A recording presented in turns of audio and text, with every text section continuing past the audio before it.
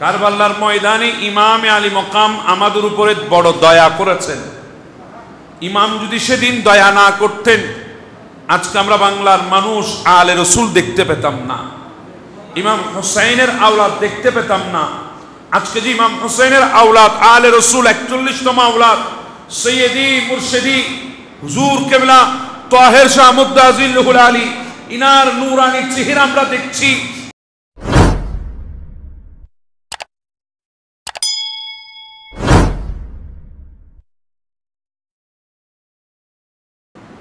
বর্তমানে এমন এক পরিস্থিতি আমাদের চারিদিকে চলছে, আপনারা সবাই অবগত আছেন। এরপরও আজকের মাহফিল, এই মাহফিল আমাদের আশার যে তৌফিক হয়েছে, এটা একান্ত আল্লাহ এবং আল্লাহ রসুলের বড় মেহেরবানি। আল্লাহ পাকের মেহেরবানি ছাড়া আজকের এই মজলিসে আসার সুযোগ, তৌফিক ইচ্ছাকৃতভাবে কেউ অর্জন করার কোনো অবকাশ নাই। এজন্য আমি বলতে পারি, এই মুহূর্তে আল্লাহর আসমানের নিচে জমিনের উপরে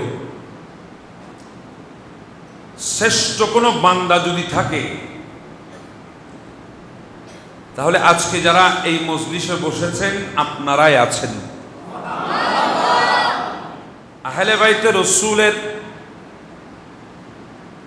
জিকির, ভালোবাসা, মোহাব্বত, মুআদ্দাত, এগুলা আল্লাহ পাক আমাদের উপর ওয়াজিব করেছেন।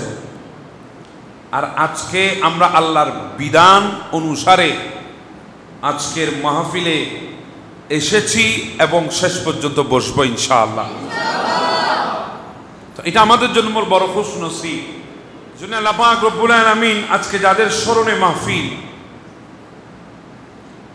শাহিন শাহ কারবালা, সুলতানে কারবালা, ইমামে আলী মুকাম সৈয়দুশ শুহাদা ইমাম হুসাইন রাদিয়াল্লাহু তাআলা, ইমাম হাসান রাদিয়াল্লাহু তাআলা, এক কথায় আহলে বাইত রাসূল সাল্লাল্লাহু আলাইহি ওয়াসাল্লাম, সাথে সাথে এমন এক হস্তির জিকির হচ্ছে, ইনিও সেই হুসাইনের আওলাদ। ইমাম আমাদের উপর বড় দয়া করেছেন। এজন্য আজকে আমরা আলে রসুল, আওলাদে রসুল শাহিনচে শ্রীকুটকে আমরা দেখতে পেয়েছি। এটা 10ই মুহররম কারবালার ময়দানে ইমামে আলী মকাম আমাদের উপরে বড় দয়া করেছেন। ইমাম যদি সেদিন দয়া না করতেন, আজকে আমরা বাংলার মানুষ আলে রসুল দেখতে পেতাম না, ইমাম হুসাইনের আওলাদ দেখতে পেতাম না। আজকে যে ইমাম হুসাইনের আওলাদ আলে রসুল 41তম আওলাদ সৈয়দি মুর্শিদি হুজুর কেবলা তাহের শাহ মুদ্দাজিল্লুহুল আলী, ইনার নূরানি চেহারা আমরা দেখছি, ইমামে আলী মকামের আওলাদকে আমরা দেখছি। এটা তো আজকের কালকের দয়া নয়, এটা তো 61 হিজরিতে কারবালার প্রান্তে মুহররমের 10 তারিখ সকালবেলা ইমামে আলী মকাম আমাদেরকে দয়া করে গেছেন, জয়নুল আবেদিনকে দুনিয়ার জমিনে রেখে গিয়েছিলেন।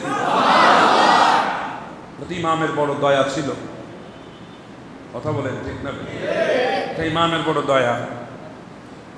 এজন্য আল্লাহ পাক ইনাদের শানে বলছেন, ইন্নামা ইউরিদুল্লাহু লিইউযহিবা আনকুমুর রিজসা আহলাল বাইত ইউতাহহিরুকুম তাতহীরা। হে নবীর পরিবার, আল্লাহর মনসা,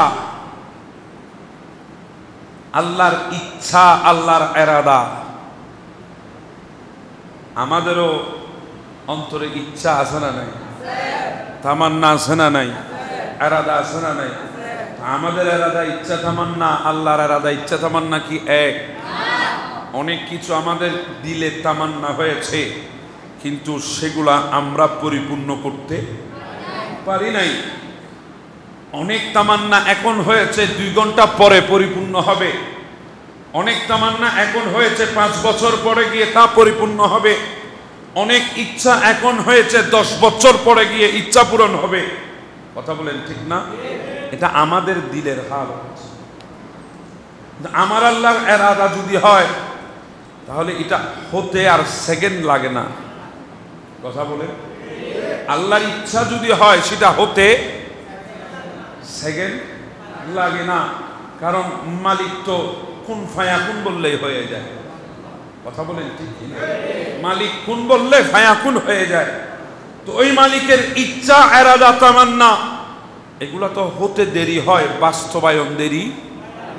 আল্লাহ বলছে আল্লাহর ইরাদা, তার মানে হয়ে গেছে। কথা কোন ঠিক না বেঠিক? আল্লাহর ইরাদা মানে তার মানে পরিপূর্ণ। আল্লাহর ইচ্ছা তার মানে আল্লাহর ইচ্ছা পরিপূর্ণ হয়ে গেছে। কি? আল্লাহর ইচ্ছা হচ্ছে, আল্লাহর ইরাদা হচ্ছে, হে নবীর পরিবার, আল্লাহর ইরাদা হচ্ছে তোমাদের হতে অপবিত্রকে দূর করে তোমাদেরকে সম্পূর্ণ পবিত্র করে দেয়া।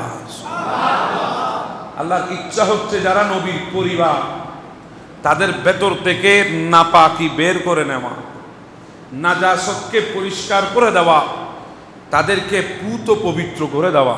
সুবহানাল্লাহ বলবেন না? এটা কার ইচ্ছা? কার ইচ্ছা? আল্লাহর ইচ্ছা। আল্লাহর ইচ্ছা যেখানে হয়েছে সেখানে কি দেরি আছে? এই আয়াতের তাফসীর একখানা হাদিসে মুবারাকা আয়েশা সিদ্দিকা বর্ণনা করছেন, সহিহ মুসলিম শরীফের হাদিস। আমার নবীর শরীর মুবারকের মধ্যে একটা কালো চাদর ছিল। কি চাদর? কালো চাদর। আমার নবী কালো চাদরটা পরে ঘর থেকে বের হলেন। বের হওয়ার পর জাল হাসানু ফাদ্দাখালাহু, ইমাম হাসানকে ওই চাদরের নিচে আমার নবী ঢুকাই ফেললেন। এরপরে আমার নবী ইমাম হোসাইনকে ঢুকালেন। এরপরে আমার নবী মা ফাতেমাতুজ জোহরাকে ঢুকালেন। এরপরে নবী মৌলা আলীকে ঢুকালেন ওই চাদরের নিচে। কয়জন ঢুকলো? জি বলেন, কয়জন ঢুকলো? 4 জন ঢুকেছে। সুম্মা ক্বালা, অতঃপর আমার নবী বললেন, ইন্নামা ইউরিদুল্লাহু লিইউযহিবা আনকুমুর রিজসা আহলাল বাইতি ইউতাহহিরুকুম তাদহীরা।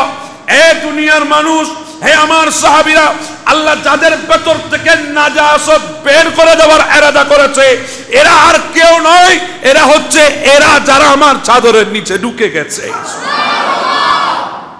নবী চাদরের নিচে ঢুকেছেন, আল্লাহ পাক ইনাদের ভেতর থেকে নাপাকি বের করে দিয়েছে। এজন্য আমরা বলি পাক পঞ্জাতন, পাক পঞ্জাতন। সুন্নিদের প্রত্যেকটা কথার পেছনে কিন্তু উপযুক্ত দলিল আছে। কথা বলেন, আছে না নেই? অবশ্যই আছে। এখানে আল্লাহ বলেছেন আহলে বাইত। এখন আমাদের দেশে কিছু বান্দা আছে, এরা 10 মুহররম শুধু আয় হুসাইন, আয় হুসাইন, আয় হুসাইন। আছে না নেই? কিরে বাবা, আমার নবীর দানলান মুবারকের মধ্যে যদি ইমামে হুসাইন থাকতো, আমার নবীর বামরানের মধ্যে তো ইমাম হাসানও থাকতো। আমার নবীর দানরানে যদি ইমাম হাসান থাকতো, বামরানে হুসাইনও থাকতো। কথা বলেন ঠিক না বেঠে? তো তোমরা শুধু ইয়া হুসাইন ইয়া হুসাইন করছো কেন? শুধু হাসনাইন কারিমাইন। আমার নবী শুধু এই একজনকে নবীর নামাসা বলেন নাই, নবী 2 জনকে নবীর পুত্র হিসেবে আমার নবী ডাক দিয়েছেন। 2 জনকে আমার নবীর পুত্র হিসেবে আখ্যায়িত করেছেন। সেখানে হাসানও আছে, সেখানে হুসাইনও আছে। যারা আজকে ইমাম হুসাইনের কথা বলে বলে মানুষকে ধোঁকা দিচ্ছে, বুঝবেন তাদের আকীদার মধ্যে গড়বড় আছে। আমাদের আকীদা হচ্ছে ইয়া হাসান ইয়া হুসাইন। কথা বলেন ঠিক না? ইনারা আহলে বাইত শুধু ইনাদেরকে মানে, কিন্তু আহলে বাইতের মধ্যে তো আরো অনেকেই আছে। আমার কথাগুলো বুঝবেন। আহলে বাইত শুধু ইনারা নয়, আরো অনেকে আছে।